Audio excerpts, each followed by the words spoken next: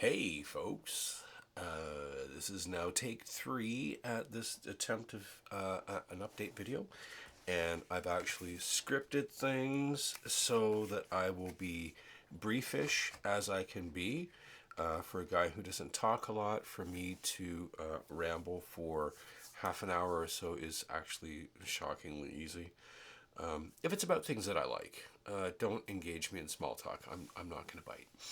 Anyway, so I have a few points that I want to discuss here. If you've been following me on Instagram or Facebook, you've seen a few photos of late about my studio reset.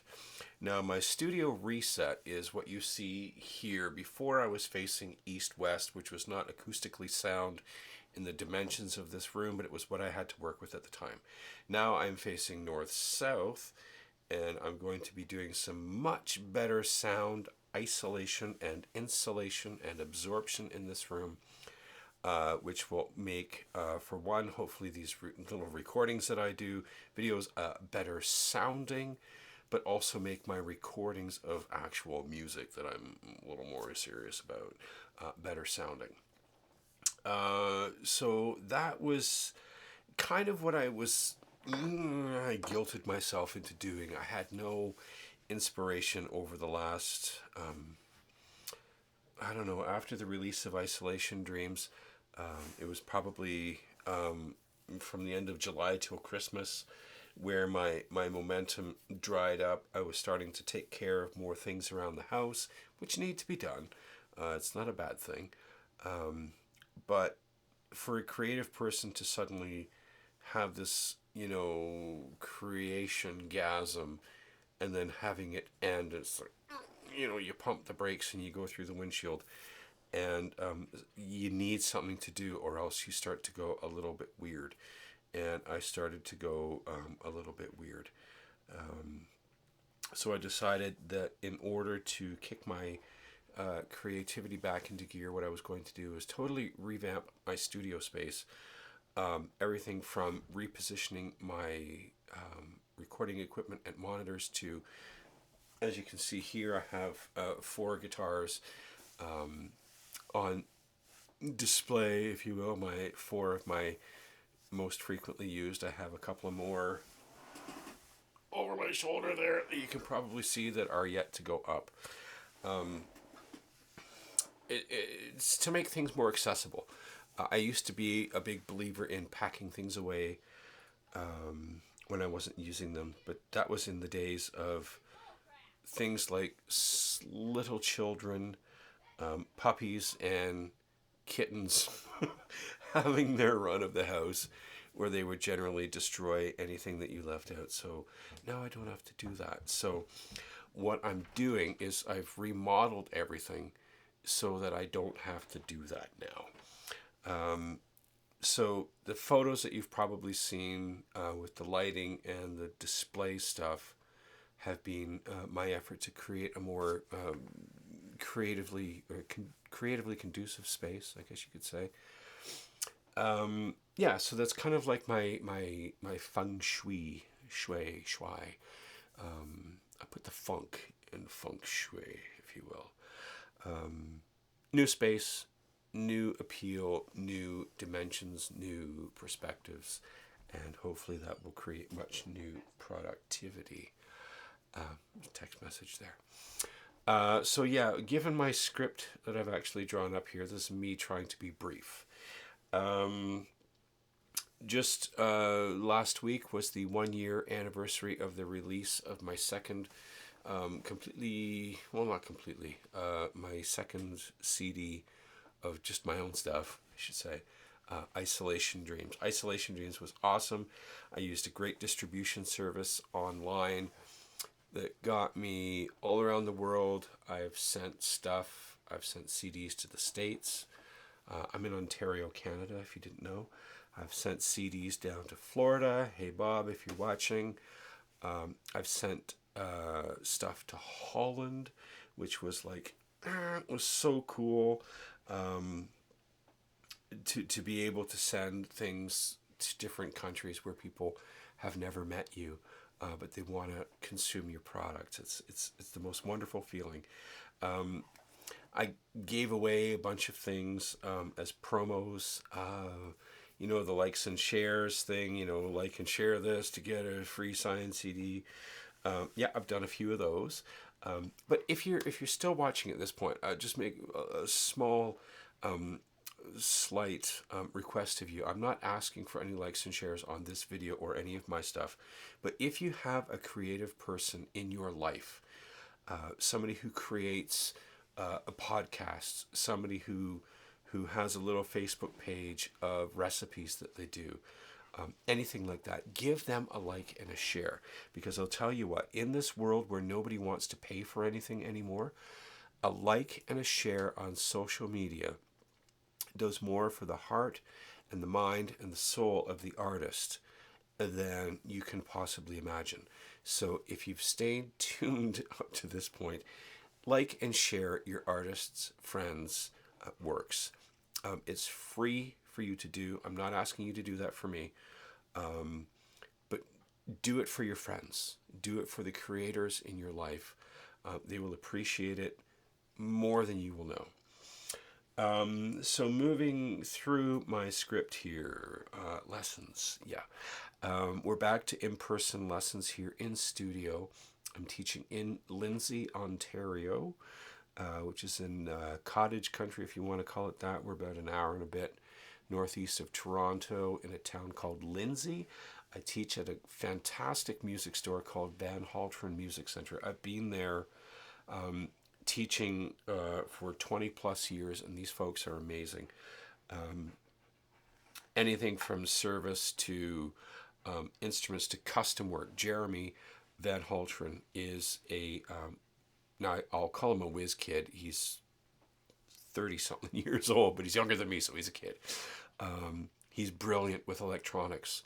He's brilliant with effects and guitar mods, and he will give you insights into your instruments and your gear that you've probably never even heard of online, just because he's that smart. Yes. I also teach in studio at a place called Stouffville Music Room in Stouffville, Ontario, which is about, maybe half an hour northeast of Toronto, between Toronto and Uxbridge. And I teach guitar, bass, and ukulele and keyboard there. And we have some really amazing studio space. A really amazing studio manager, Maureen Mascary-Chan, who is brilliant. She's, again, I'll call her a kid, but because she's younger than me, but she's brilliant in her approaches to things, in her running of the space, and her interactions with the studio, and the parents and the students and we contractors who work out of there. So also, but online, I did purchase, because of the COVID thing, the Zoom Pro or Premium, whatever you want to call it, package that will allow me to do private one-on-one sessions longer than 40 minutes in length, at your leisure. If you want to do any guitar, bass, ukulele, songwriting, technology, anything like that kind of sessions. I had a great conversation with a fellow the other day about home studio acoustics, and another one about maybe a month ago about just basic home studio configurations. What do you need to do to get started? Now, there's a ton of videos about this stuff on YouTube. You can look it up, and it's free. But if you have specific things you want to do, hit me up. We'll arrange a time at your convenience, and we'll go from there. So, next point, new music. I have dash remixes dash new tunes on my script here. See this? What I've been wanting to do is actually go back and revisit some of the things that I was doing on older technology. I had a Roland VS 1880 that was good for the day, but it's not anymore. And I'd like to go back and either remaster, which would be a very painstaking process, or re-record some of those songs. There was a lot of songs that people responded very well to, so I'd like to maybe revisit some of those old songs. Not because I don't have anything new to offer. I'm not going to put out a new CD with 4 old remixes and, a couple of new songs on it. That's not what I do. There are people that do that, and, God bless them for it, but that's not what I do. So I'm thinking about doing some remixes. If you've heard any of that old stuff, and you want to hear some new versions of it, let me know. I'd be interested to know what you have liked that I've done in the past. Also, some String Fever stuff, a project that I have with my friend Dan Allen. I'm thinking about revisiting those. Another point was something that I put out on Facebook last week called a Creators Challenge. Now, this was an idea that I stole, borrowed, whatever you want to call it, from a very prominent, famous YouTuber. I don't want to use his name to try and link myself to him. He doesn't know me, I don't know him. But Adam Neely, if you're familiar with his work at all on YouTube or with his band Sungazer, you'll know he's brilliant. He's one of these like super brain kind of music people. He's beyond brilliant. So he had a thing called a Composers Challenge, I think it was called. They got a bunch of people together. They all recorded random bits of music and he mixed them together. But what I want to do is something called Creators Challenge. If you create anything, imagery, videos, animations, sound, music, whatever you want to do, environmental sound or whatever, I think it'd be kind of cool as a bit of a rut buster for those of us who are stuck in the doldrums of the COVID era to see some new takes on how to present our works. Now, this could be a collage of images set to music, or just a collection of what are called audio stems brought together and remixed to create a new song. So if you have anything that you think might be cool, let me know.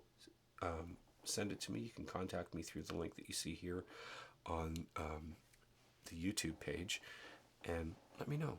We could create something really cool that nobody's ever heard or seen before. And summer into fall stuff. Gardening has been going well. There's a new crop of fennel coming, so fennel wine this autumn will be very well received. My lovely, beautiful, and incredible Stacy has been more than a rock to me for inspiration. She's my, you would say, raison d'etre, reason for being. We've been working at maintenance in the gardens, and we have probably an acre of gardened land here and about 2 acres of ungardened, untended land. So our 1 acre of tended area has been doing really well this year. I will be getting back into doing some more composing. The muse has not yet spoken, but there's enough previously conceived material that I can do lots of things. And I'm not sure what I want to do. Do I want to do an album of things? I wrote a lot of pieces with the intention of promoting them, sending them off to producers in Nashville and other places. And I've kind of lost interest in that. I got seriously screwed by one guy, like seriously screwed. And seriously screwed by another company, an online company, and my inspiration to fuel other people with my own products has pretty much run out. So I don't know what I want to do. I've got a bunch of music to go to an album that could be of very happy and some very sad, country, folky, popish type of stuff. I don't know if I want to do that or if I want to just do a bunch of singles. If you've made it this far in the video and you have an idea, let me know. Maybe you'd want to collaborate on hearing some of these things if you have other instruments that you would maybe like to add. But anyway, I'm gonna cut it short here.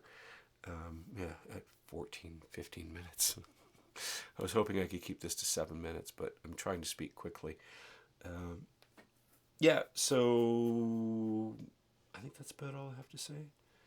I'm going to find my stop button here with the cursor, stop it. And I will thank you for supporting my music, um, for your likes and shares on what you've done so far, and if and when I share stuff, for liking and sharing that in advance, but also for liking and sharing the works and posts of your artist friends.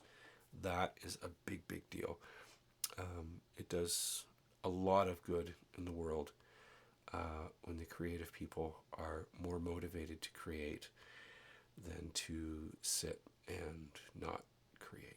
So thank you for watching, and I will see you hopefully sooner rather than later, because it's been about a year since I've done this. See you, folks.